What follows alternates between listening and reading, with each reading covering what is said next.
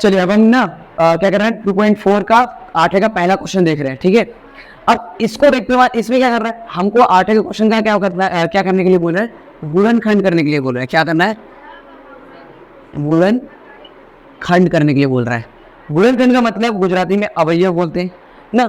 तो गुणनखंड का मतलब क्या, कि मतलब ये जो है इसको, ये जो पूरा ऐसे खुला हुआ है, इसको एक प्रॉपर आपको क्या करना है, एक ब्रैकेट में लगाना है, मतलब इसको इसका गुणनखंड बताना है। फॉर एग्जांपल मैं आपको बताऊं कि ये सबसे पहले आपको क्या करना है, ये सोचना है कि यार ये किस फॉर्मूले से, यहाँ पे इसमें कौन सा फॉर्मूला लग रहा है, सबसे पहले ये सोचना है आपको, ठीक है। और मैंने आपको बताया था ना, इसका जो क्वेश्चन नंबर 7 जो था और क्वेश्चन नंबर 6 जो था, उसमें कौन सा फॉर्मूला लगाया था, a प्लस बी का होल क्यूब बराबर होता है किसके, A cube plus B cube plus 3ab bracket में a प्लस बी। ये है, इसको मैं क्या बताया था, इसका दूसरा फॉर्मूला क्या हो सकता है, जस्ट इसका गुणा कर दो अंदर वालों से, तो क्या आ जाएगा, ए क्यूब, बार बार इसलिए लिखवा रहा हूं, आप याद कर लो इसको, प्लस 3ab²। ओके, ये याद रखना।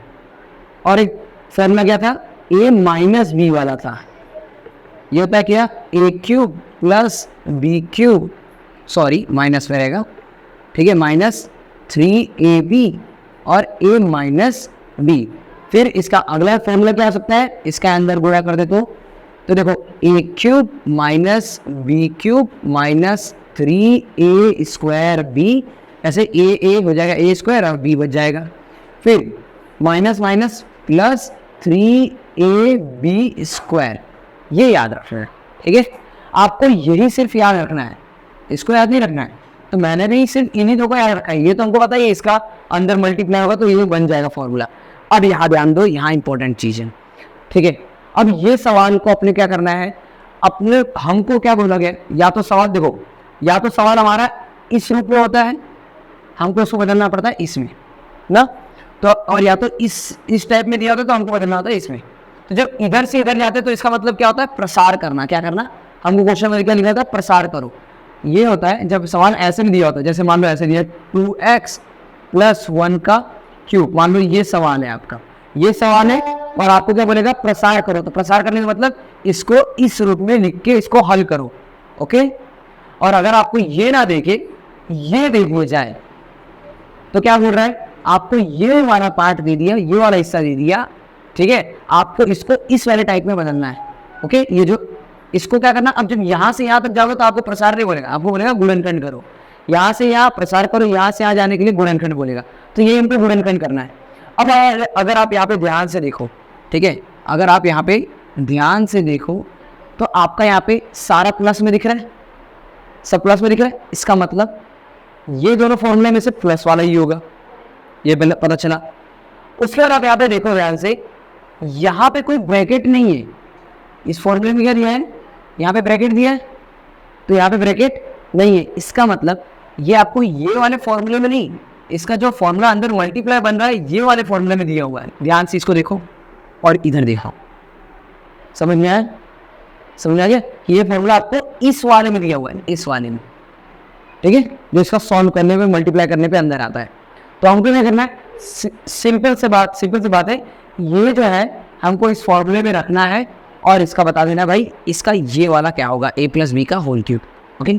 अब देखो ध्यान से, मैं यहाँ पे बोल रहा हूँ, अब ये जो भी मुझे दिया हुआ है, ये इस फॉर्मूले में कोई क्वेश्चन होगा, उस फॉर्मूले में मान रखने के बाद हल कर दिया गया होगा। तो हमको बस ये सोचना पड़ेगा, एक छोटा सा चीज हमको क्या ध्यान में रखना पड़ेगा कि यार ये 8a का क्यूब कैसे आया। थोड़ा सा हमको ये भी दिमाग लगाना है कि कोई संख्या है वो आई कैसे होगी, मतलब a में कोई संख्या, जैसे मान लो a में मैं 2 रखता हूँ, a की जगह मैं क्या मान लिया, मेरा a बराबर मान लो 2a है, क्या है 2a है, तो मैंने क्या रखा, a की जगह पे 2a का क्यूब रखा, 2a का क्यूब हल करने पे क्या आएगा, 8a का क्यूब आएगा। तो बस आपको यही सोचना है कि यार ये जो मेरे सामने 8a का क्यूब रखा हुआ है, ये क्या रखने से हल हुआ होगा, मतलब ये जो आंसर है वो कैसे आया होगा, क्या रखने से आया, बस यही समझना पड़ेगा। तो अगर मैं यहाँ पे ध्यान देखूँ तो 8a क्यूब कैसे आया होगा, 2 होगा, क्योंकि 2 का घन क्या होता है, 8 होता है।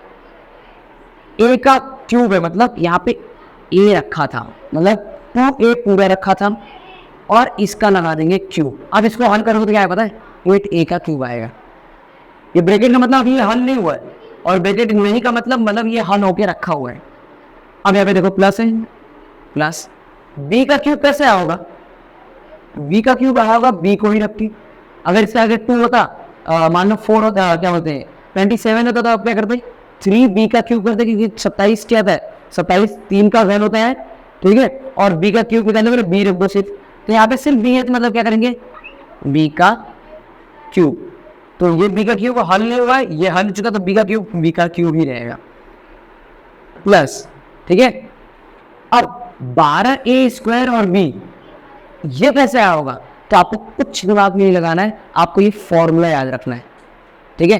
मैं क्या कर रहा हूँ, मेरा थोड़ा सा जगह नहीं आ रहा है, तो मैं इसको मिटा रहा हूँ अभी, ठीक है, बस आपको ये फॉर्मूला दिखाने के लिए। अब मैं एक बार प्रॉपरली आपको करके पूरा दिखाऊंगा, ठीक है।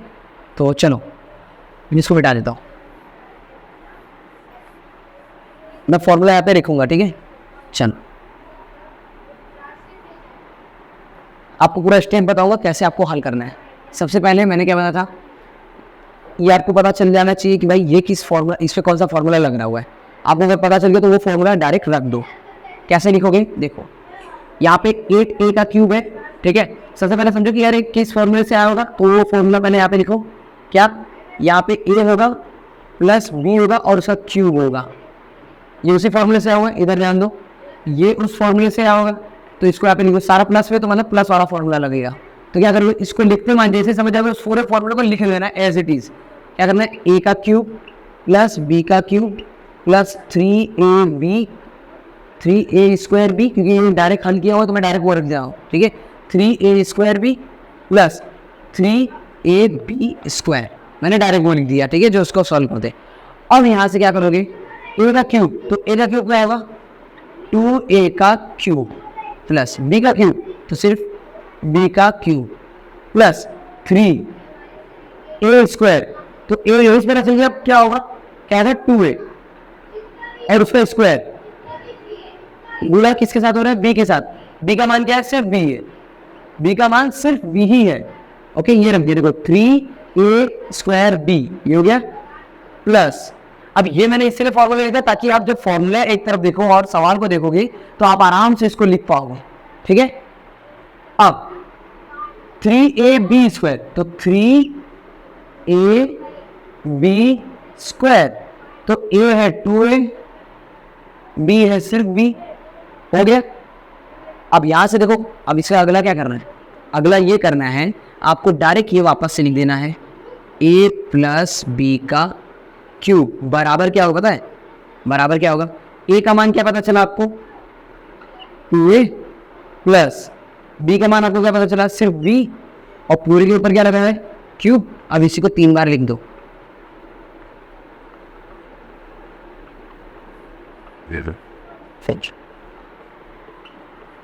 ये क्या हो गया, गुणनखंड हो गया। क्या हो गया ये क्या हो गया, गुणनखंड। अब देखो इसके कितने गुणनखंड निकले हैं, 3, 1 2 3 गुणनखंड निकले। क्यों 3 निकले, क्योंकि हाईएस्ट घात क्या है 3, हमने पढ़ा था ना इससे पहले 2.3 में हाईएस्ट घात जितनी होती है उतने ही उसके क्या निकलते हैं, गुणनखंड निकलते हैं। तो इसके गुणनखंड कितने, 3 ही क्यों निकले, क्योंकि 3 इसके ऊपर घात दिख रहा है, ओके। तो ये हो गया इसका फाइनल आंसर। समझ में आया भैया क्या करना है, पहले सबसे पहले आप सवाल को देखते मान आपको समझना पड़ेगा कि यार फॉर्मूला कौन सा लग रहा है। फॉर्मूला जो भी रखा है उसको डायरेक्ट यहाँ पे लिख दो, फॉर्मूला लिख दो, और फॉर्मूला के जस्ट नीचे से कि a का मान क्या होगा, 8a का क्यूब है तो यहाँ पे 2a होगा, तब जाके इसका 8 आया होगा। फिर b का क्यूब कैसे आएगा, b का क्यूब इसलिए है क्योंकि b का ही मान b ही होगा, तो जाके b क्यूब आया। फिर 3 की जगह पे 3, a की जगह पे पास हो गया 2a लिख दिया, उसका स्क्वायर होगा तो इसका स्क्वायर कर दिया, और फिर b क्या है, b तो सिर्फ b है प्लस 3ab का स्क्वायर कर दिया। और यहाँ से मुझे पता चल गया कि भाई ये a का मान है, ये b का मान है, तो एक a प्लस b वापस मैंने यहाँ पे लिखा, a का मान ये रखा, b का मान ये रखा, इसको क्यूब कर दिया, इसको 3 बार मैंने लिख दिया, ये हो गया मेरा आंसर, ओके। ये हो गया फर्स्ट क्वेश्चन। सेकंड क्वेश्चन मैं आपको दे रहा हूँ, वो इजी है, उसको देखोगे तो आपको आराम से आ जाएगा, वो भी इसी फॉर्मूले से रिलेटेड है। थर्ड क्वेश्चन मैं आपको बता रहा हूँ। ओके, अब क्वेश्चन नंबर 3 करते हैं। क्वेश्चन नंबर 3 भी अपना उसी फॉर्मूले से होगा, बस जो उसका सेकंड वाला फॉर्मूला था माइनस वाला, उससे होगा। ठीक है, कैसे होगा देखो, यहाँ पे मैं माइनस देख रहा हूँ तो इसलिए सीधा क्या करूँगा, a माइनस बी वाला फॉर्मूला लगाऊंगा। ठीक है, तो a माइनस बी का फॉर्मूला क्या होता है, अब यहाँ पे क्योंकि मैंने ये दोनों को देख लिया है कि ये दोनों पहले से हल करके आए हुए थे, यहाँ पे कोई ब्रैकेट भी है, इसका मतलब इसमें भी ब्रैकेट वाला फॉर्मूला नहीं लगाना है, उसके बाद वाला लगाना है। ठीक है, तो ये a माइनस बी का क्या होगा, a cube minus B cube minus 3a square b, ये था, फिर प्लस 3ab स्क्वायर। इसको ये याद नहीं है, पहले ब्रैकेट वाला लिखो फिर ब्रैकेट हल करके फिर ये लिखा करो। ओके, अब यहाँ पे देखो सेकंड स्टेप, पहला फॉर्मूला लिखा, सेकंड स्टेप क्या है, और ये देख लें कि यार 27 कैसे आया होगा, तो 27 के साथ कुछ a b c x y z कुछ नहीं है, तो सिर्फ 27 लिखा, तो 27 किसका घन है, क्योंकि 27 का घन जाके निकल a जो होगा, a का घन निकला तब आके 27 आया, तो a क्या होगा, मतलब 27 किसका घन होगा, 3 का, तो मैंने लिखा क्या 3 और उसके ऊपर क्या लगा दिया घन, माइनस b का घन लिखा हुआ है, यहाँ पे क्या लिखा हुआ है, b का घन, मतलब ये जो है ये 125 किसका घन करने से आया, मतलब क्यूब करने से आया, वो ध्यान देना है। तो 5 का आया, क्योंकि 5 बचे 25, 25 पंचे 125 होता है, तो यहाँ पे क्या आएगा 5 और a, अगर आपको चलो अच्छा नहीं पता मान लो, तो क्या करोगे आप 125 लिखोगे, फिर क्या करोगे गुणनखंड करोगे, 5 दूनी 10, 5 बचे 25, 5 बचे 25 और 5 एकम 5, समझ आ गया। तो घन निकालने के लिए, क्यूब निकालने के लिए अपने को 3 संख्या की जोड़ी बनानी पड़ती है, तो 3 संख्या की जोड़ी बनी 5, मतलब क्या होगा 5 का घन होगा तब जाके 125 आए, तो यहाँ पे लिखा है मैंने 25। अब ए भी है, यहाँ पे ए भी जुड़ा हुआ है, तो अपने क्या करेंगे ए भी लगा देंगे। देखो 27 के साथ ए बी सी कुछ नहीं था, इसलिए मैंने सिर्फ 3 लिखा, इसके साथ ए है तो मैंने लिख दिया ए, और उसका क्या हो रहा है क्यूब, तो यहाँ पे लिख देंगे क्यूब माइनस। अब 3a square B, 3a square B का मतलब यहाँ पे देखो 3, अब इन सब का तुमको वर्गमूल निकालने की जरूरत नहीं है, क्यों जरूरत नहीं है, अब सीधा a और b का मान पता चल गया, a और b का मान रखना यहाँ पे। ठीक है, तो अब क्या करेंगे 3 लिखा, a का स्क्वायर करना है, मतलब a का मान यहाँ पे रखो, फिर b का स्क्वायर, मतलब सिर्फ b रखना है, तो b रख दो यहाँ पे, प्लस 3ab, तो a का मान और b का मान निकाल के इसका स्क्वायर कर दो। अब देखो a और b के मान यहीं से पता चल गया, ये हो गया a का मान, ये हो गया b का मान, तो यहाँ पे रखोगे 3, यहाँ पे क्या रखोगे 5a रख दिए, फिर यहाँ पे क्या रखोगे ab, तो 3 और 5a ये रख दिए। अब बोलोगे आप कि इसका आंसर क्या है, 135 आएगा हल करने पे, तो आराम से देख लो एक बार।